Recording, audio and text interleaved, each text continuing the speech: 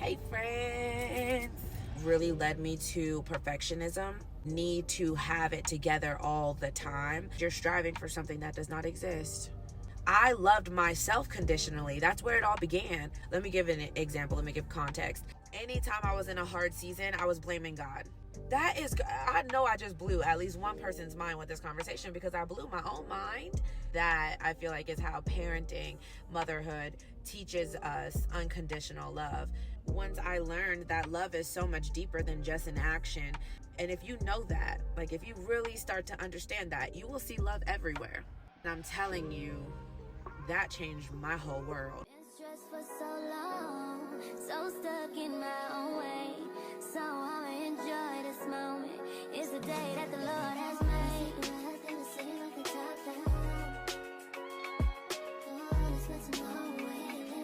Hey friends. Oh, that actually felt good. Let's take another one.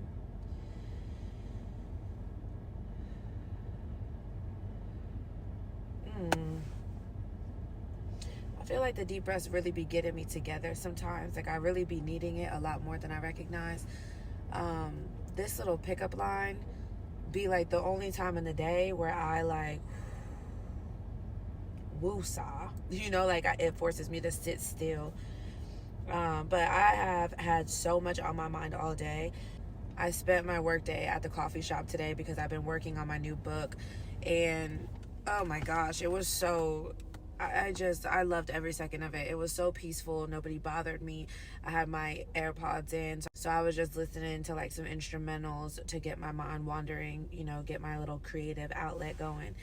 And the book is turning out so good. It's so good. I'm so proud of this one. Anyway, my gym uncle came out to me at the gym today, and he brought up one of my previous videos, and how good it was, the conversation. He was talking about the part where I brought up love in a conditional versus unconditional type of way, and how I've never experienced unconditional love before. Also how that caused me to struggle a little bit when it came to trusting God to love me unconditionally, because I didn't know what that feeling felt like. That's come up on live a couple times the past couple days as well, because people watch my vlogs and whatnot, or I'll bring up the topics.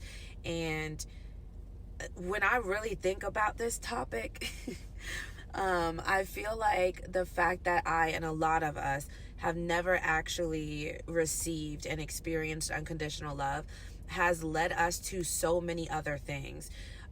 For me, I feel like it really led me to perfectionism, because hear me out. I have only ever received conditional love, and therefore I always felt the need to show up picture perfect in any relationship, in any friendship, in anything, in any area of my life. I was really scared to make a mistake, because I was scared that if I did not show up the way that they needed me to show up at any given moment, all the time, 24/7, then they would leave, because love is conditional, right? Or that's what I thought. And that perfectionism, that need to have it together all the time, that need to be perfect all the time, to always be striving for perfection, it affected so many other areas of my life. Now I became an overworker because I'm always striving for a perfect outcome on any task that I do, right? Honestly, there's so many examples that I could give, but I feel like ultimately it led me to feeling as if I was a failure. And honestly, if you're somebody that struggles with perfectionism, you will feel like a failure for the rest of your life, because think about it. Perfect does not exist. Therefore, when you're striving for perfection, you're striving for something that does not exist. Therefore, you will always fail. Like, you will never make it. You'll never make it to perfect, because perfect does not exist. And it's crazy thinking back on my own personal timeline and being able to pinpoint all the areas that I failed in because I was striving for perfection. It's happened in a lot of different areas, not all huge things, right? Even just minor, small areas of my life where I've unintentionally been striving to be perfect, striving to do no wrong. And when I do wrong, I view myself then as a failure. I'm like, you suck because you could not live up to your ridiculous expectations for yourself because you're striving for something that does not exist. That's crazy. I definitely have found that or discovered that about myself recently when it comes to friendships and relationships.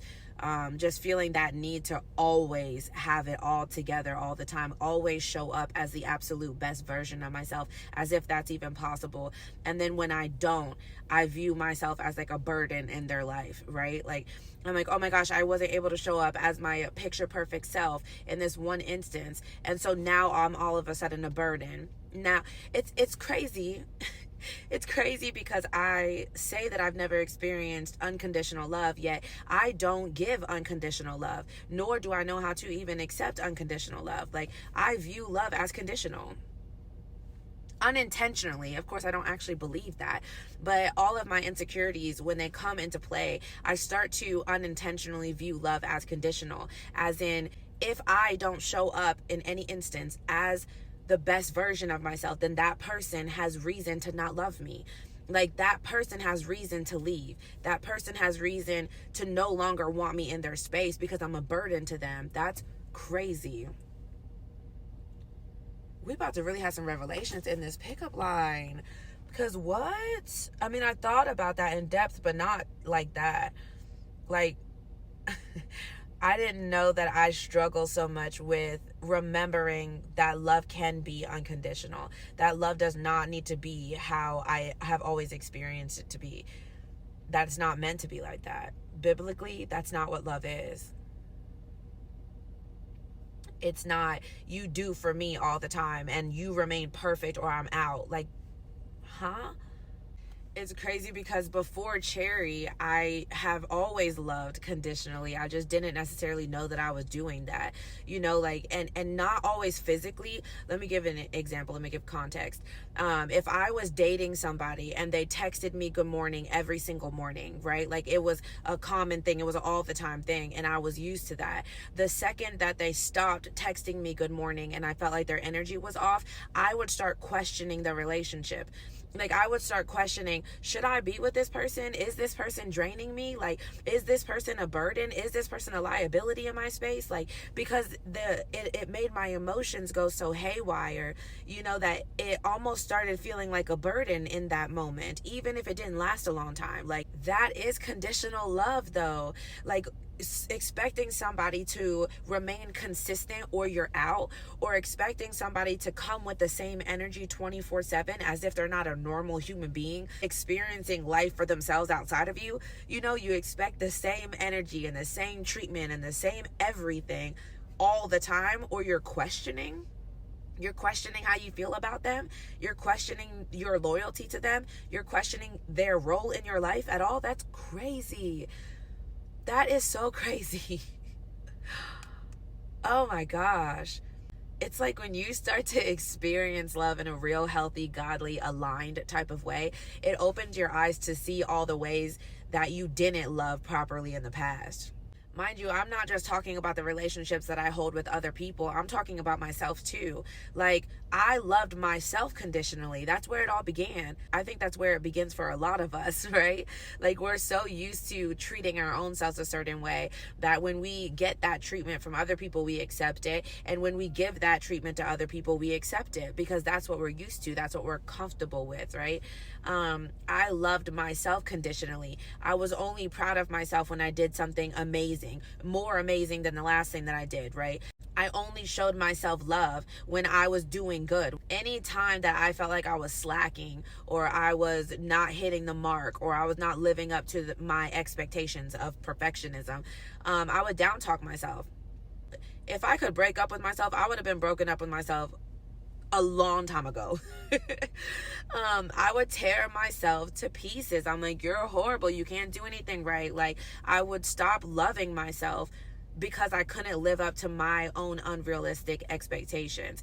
And that's what ultimately led me to love conditionally to other people, which also led me to love God conditionally. I only loved God. Jesus.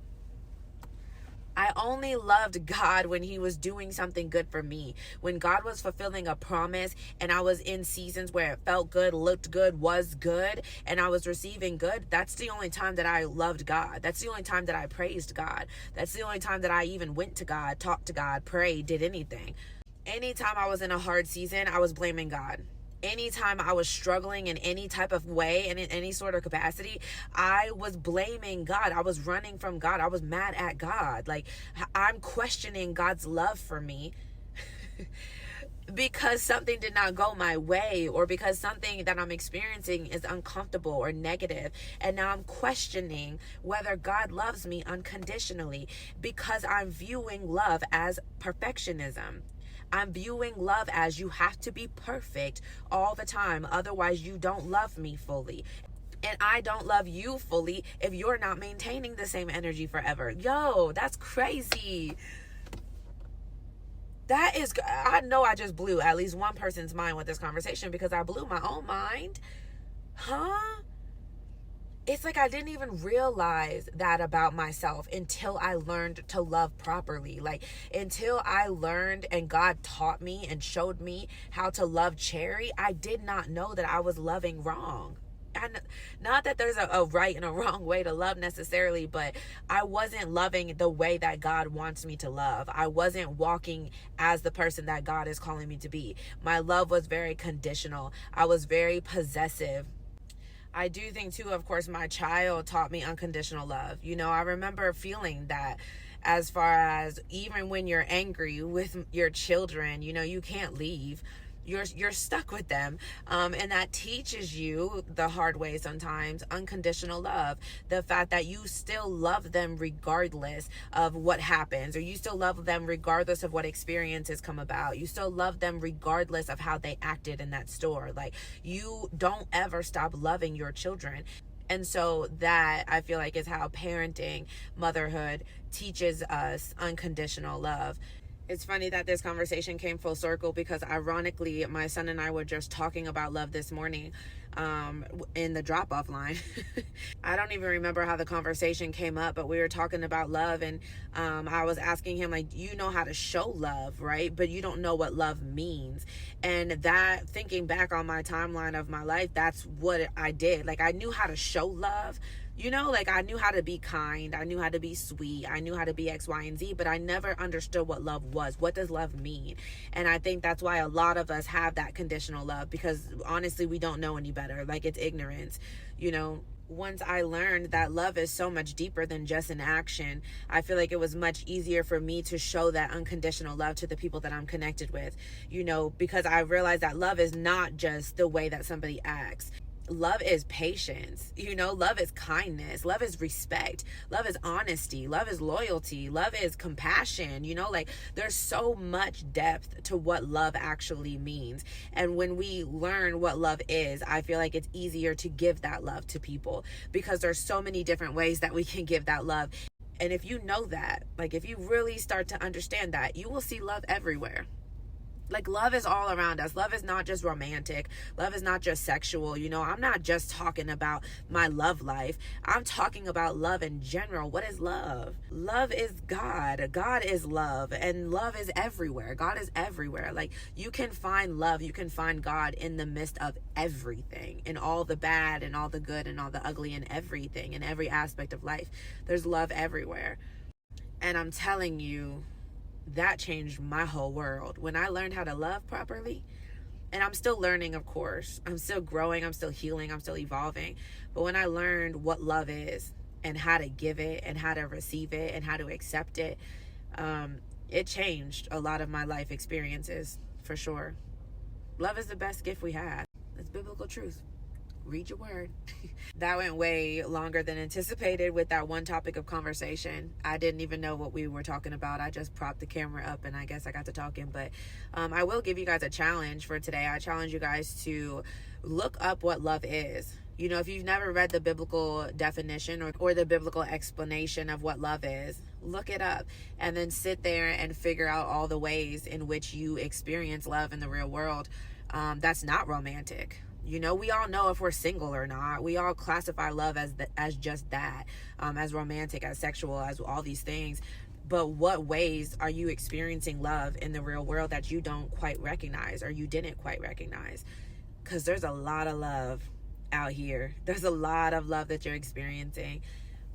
So yeah, that's your challenge of the night. And I will be back tomorrow. We didn't have that much, honestly. You didn't have that much to eat? Okay. Well, do you remember what it was? We had apple chips, green butter and jelly.